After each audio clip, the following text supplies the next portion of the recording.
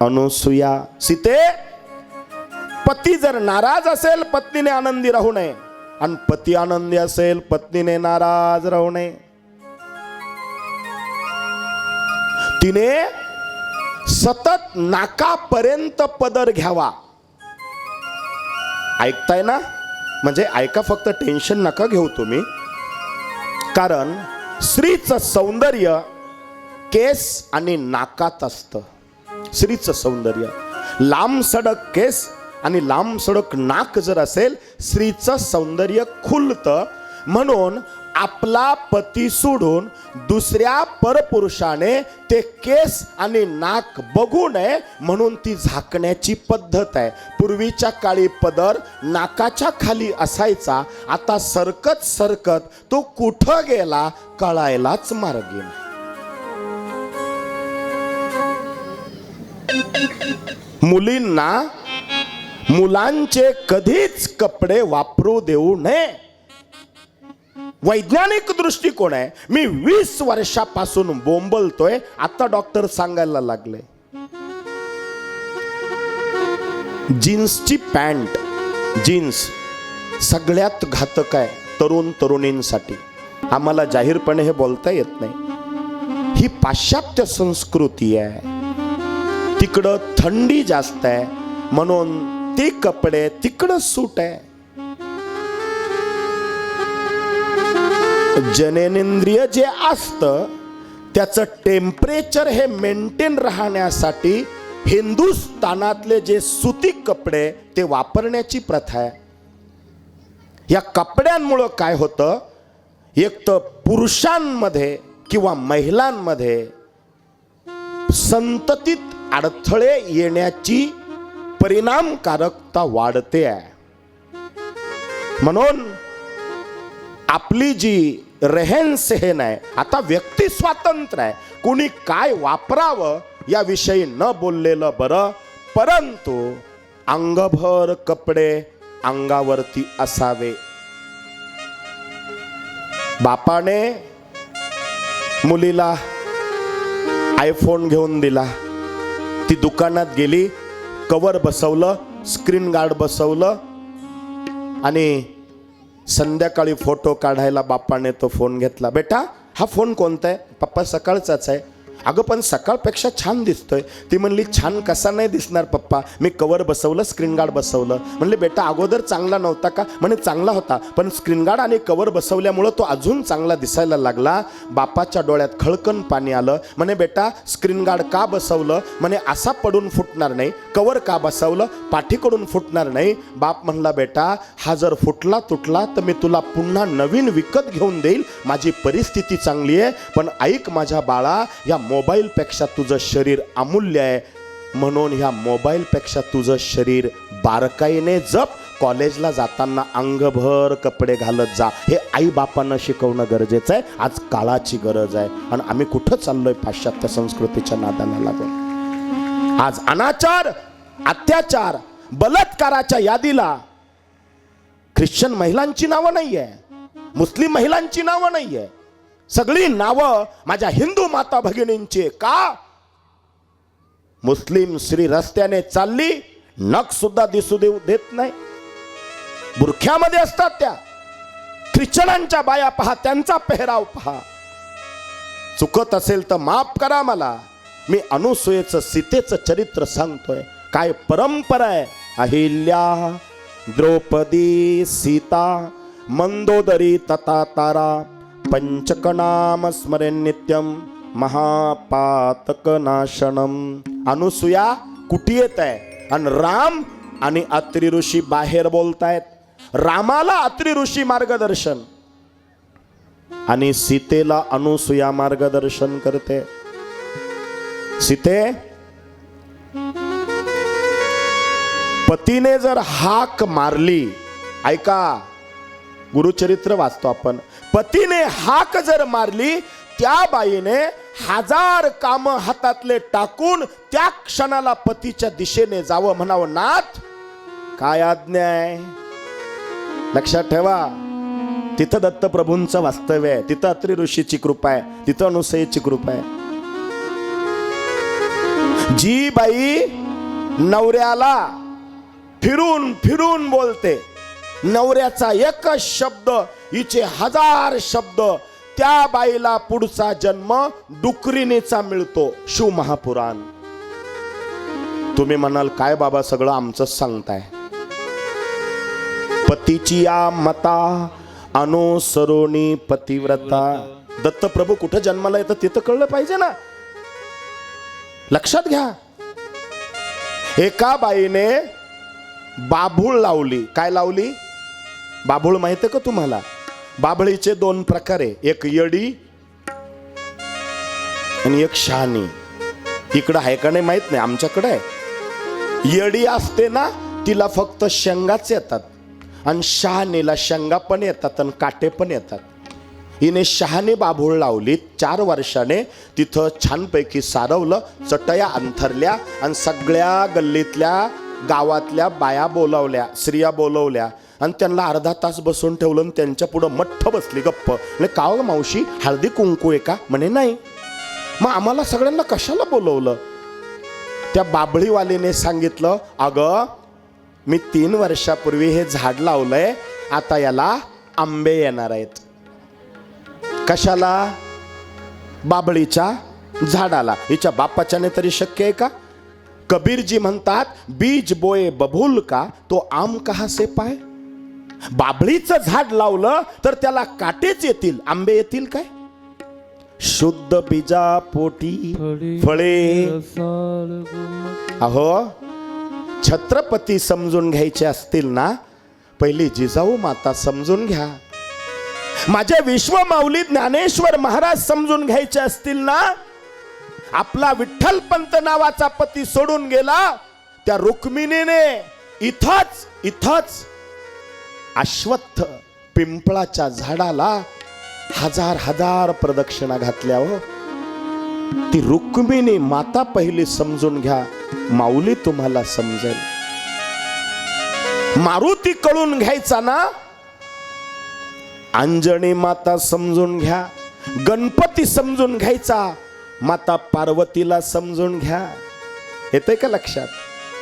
म्हणून आज दत्त प्रभू समजून घ्यायचे आहेत, अनुसूया समजून घ्या. बीज शुद्ध आहे, उपासना आहे, साधन आहे.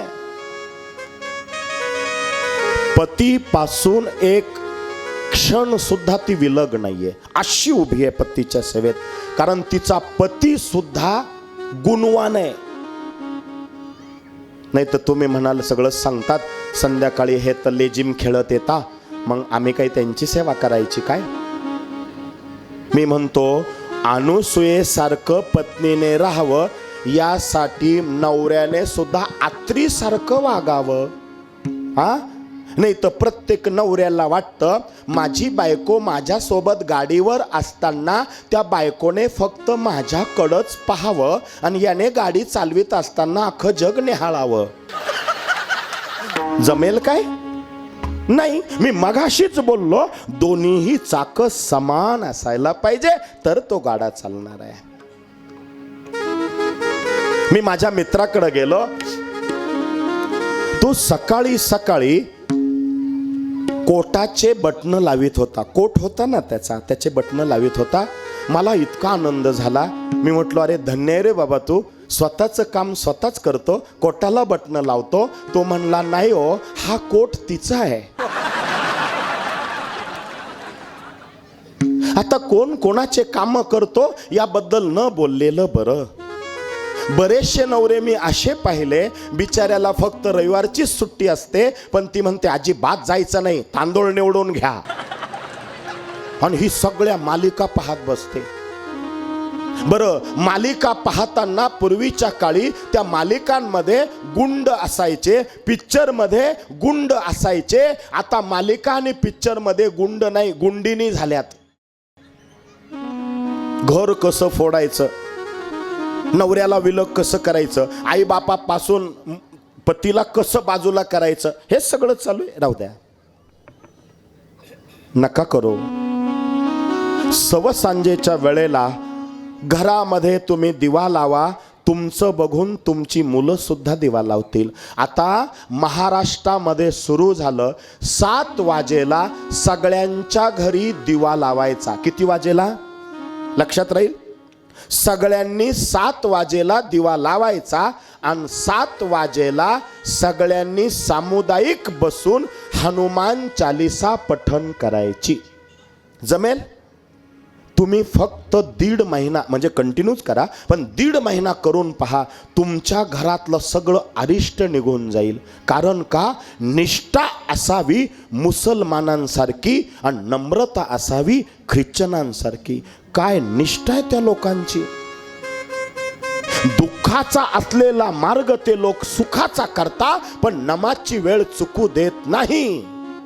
आणि आम्ही म्हणतो मला यायचं होतं हरिपाठाला, पण त्याचं माझं जमत नाही. अरे मेल्या, तू त्याच्याशी जमवाय जातो का देवाशी? केंद्रात यायचंय, पण त्याचं माझं भांडण होईल, त्याच्याशी घेणं नाही तुला. समर्थ माऊलींसाठी तू जा, कशाला हे वेदावे करता? मुसलमानांमध्ये ख्रिश्चनांमध्ये असं नाही, हा अमुक जातीचा आहे, हा अमुक पंथाचा आहे, हा अमुक धर्माचा आहे. नाही, इथं आम्ही सगळे हिंदू आहोत. इथं एकच जात आहे, मानव जात, आणि इथं एकच धर्म आहे, माणुसकी. ही सेवा केंद्राने गुरु माऊलींनी शिकवली आहे. इथं मुसलमान येतात, ख्रिश्चन येतात, सगळे हिंदू पण येतात. एका छत्रछायेखाली बसून परब्रह्माची सेवा प्राप्त करून दिली पिठले महाराज, मोरे दादा आणि परमपूज्य गुरुमाऊली. म्हणून देशात नाही, परदेशात सुद्धा आता गुरुचरित्र पारायण चालले. परदेशात का? अनुभव आहे. म्हणून जे अनुसूयात्मज, बरोबर आहे ना, अनुसूयाचा आत्मज आणि आत्रीनंदन मार्गदर्शन केलंय. आत्री ऋषी तपाला बसले. ओम द्राम चिरंजीविने नमः. ओम ह्रीं परब्रह्मणे नमः.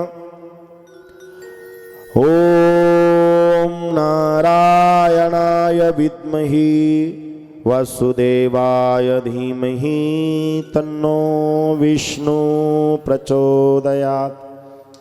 ओम तत्पुरुषाय विद्महे महादेवाय धीमहि तन्नो रुद्र प्रचोदयात्. आणि ती बाई पत्नी अनुसूया तिथंच बसून आहे. कारण जर यांना काही लागलं तर यांना उठता येत नाही. आता तपाचे सामर्थ्य तपिन्नीला अनुप चिरंजीव कल्प वैकुंठ नांदे. तप म्हणजे काय? तप म्हणजे आपल्या मनाला तापवायचं. 7 दिवस तुम्ही गुरुचरित्र केलं म्हणजे तपच केलं. तप म्हणजे काय? मनाला तापवायचं, द्रवरूप करायचं. आणि सांगू तुम्हाला, तापलेल्या मनामध्ये एक रंग टाकून द्यायचा. त्या रंगाचं नाव आहे पांडुरंग. एकदा त्या तापलेल्या द्रवरूप झालेल्या मनाला रंग लागला, पांडुरंगी मन रंगले. मग दया येते, क्षमा, शांती आपल्या अंतकरणात येते. ही तपाची आणि गुरुचरित्राची फलश्रुती आहे. एखाद्याला वाटतं जादूची कांडी फिरवल्यासारखा चमत्कार व्हावा, गुरुचरित्र वाचलं म्हणजे माझा पगार वाढावा. अरे असं काही होत नसतं. होतं हळूहळू, ढाळे ढाळे, केवुतेनी एक वेळे आपल्या मनाची पवित्रता गुरुचरित्र ज्ञानेश्वरीच्या पारायणाने वाढते. आणि आज लोकांकडं सगळं आहे, मनाची पवित्रताच नाहीये आणि ती अध्यात्माने मिळते. काय नाही आपल्याला सांगा, सगळं आहे आपल्याकडं, पण तरी लोक आनंदी नाहीच आहे. का हो? कस काय? बरं आहे, पैसे भरपूर आहे, मग पोरं नाही हो चांगले. काय एवढं कमवलं पण व्यसनाकडे गेले, मग नसते झाले तर बरं झालं असतं. म्हणजे याला मुलं झाले, नसते झाले तर बरं वाटतंय. आणि एक श्रीमंत शेजारी राहतो, तो म्हणतो आम्हाला संतती नाही हो, एखादं तरी व्हायला पाहिजे. जिथं चणे तिथं दात नाही, जिथं दात आहे तिथं चणे नाही, आणि जिथं दोन्ही आहे तिथं खालाच कोणी नाही. जगी सर्व सुखी असा कोण आहे, विचारी मना तुची शोधून पाहे. म्हणून आनंद लुटा. आज माणसाच्या मूलभूत 3 गरजा आहे, अन्न, वस्त्र, निवारा. पण अन्न असून सुद्धा लोक दुःखी आहे का? माझ्या ताटात आवडतीची माझी भाजी पाहिजे म्हणून दुःख आहे. वस्त्र, कपडे सगळ्यांच्या अंगावर आहे, पण लग्नामध्ये एखाद्या बाईची चांगली साडी पाहिली का मला तशीच साडी पाहिजे याचं दुःख आहे. घर सगळ्यांना आहे, पण एखाद्याच्या वास्तुशांतीला गेलं तसंच घर पाहिजे याचं दुःख आहे. आज माणसं कपडे बदलतात तरी दुःखी आहे. आज माणसं गळ्यातलं सोनं माझ्या माता भगिनी चेंज करतात, विविध प्रकारचे दागिने डिझाईन मध्ये बनवता तरी दुःखी आहे. आज लोक घर बदलता तरी दुःखी आहे. आज लोक बोलू का सगळ्या सुख सुविधा बदलतात तरी लोक दुःखी आहे. त्याचं कारण एकच आहे, लोक सगळं बदलताय पण लोक आज स्वभाव बदलत नाही, ही मोठी हानी आहे. म्हणून स्वभावात बदल होतो गुरुचरित्र पारायणाने. हा प्लस पॉइंट आहे. कळतं का गुरुचरित्र? एकच अध्यायावर बोलतोय मी, 4था अध्याय, तरी इतका वेळ लागतोय. आता भोसरीला कथा आहे, जमलं तर यावं. 19 जानेवारी पासून त्या ठिकाणी गुरुचरित्र कथा आहे 7 दिवसाची. ती तुम्हाला लाईव्ह पण बघायला मिळेल किंवा जवळ असाल तर तुम्ही तिथं येऊ शकता. असो, माझा प्रचार मला करायचा नाही, तुम्हाला प्रत्येक अध्यायाचं महत्त्व तिथं कळावं हा माझा मानस आहे. बोला अवधूत चिंतन श्री गुरुदेव दत्त. छानसं भजन घेऊया. जगद्वंद अवधूत दिगंबर दत्तात्रय गुरु तुम्हीच ना. अनन्य भावे शरणांगत मी भव भय वारण तुम्हीच ना.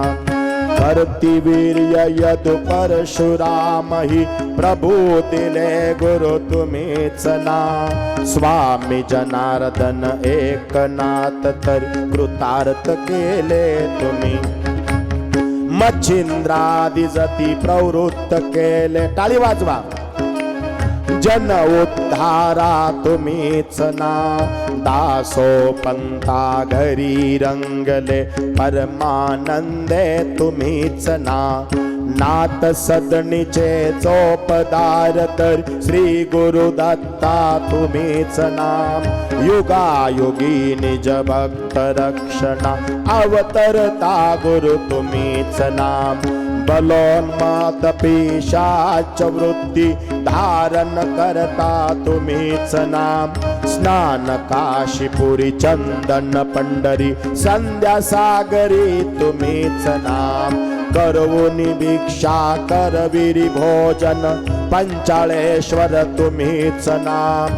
तुळजापुरी कोरी शुद्धी तांबूल निद्रा महोरी तुम्हीच नाम.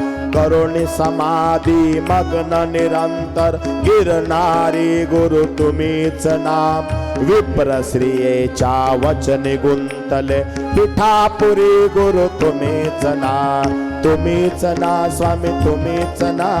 श्रीपाद वल्लभ तुम्हीच नाम. तुम्हीच ना स्वामी तुम्हीच ना. गाणगापुरी तुम्हीच नाम. तुम्हीच ना स्वामी तुम्हीच नाम.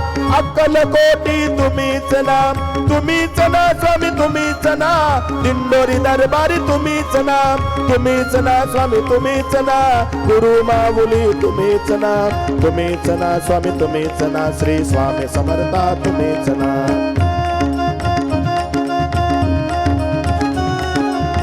भजन करा. एक टाळी डावीकडे, एक टाळी उजवीकडे.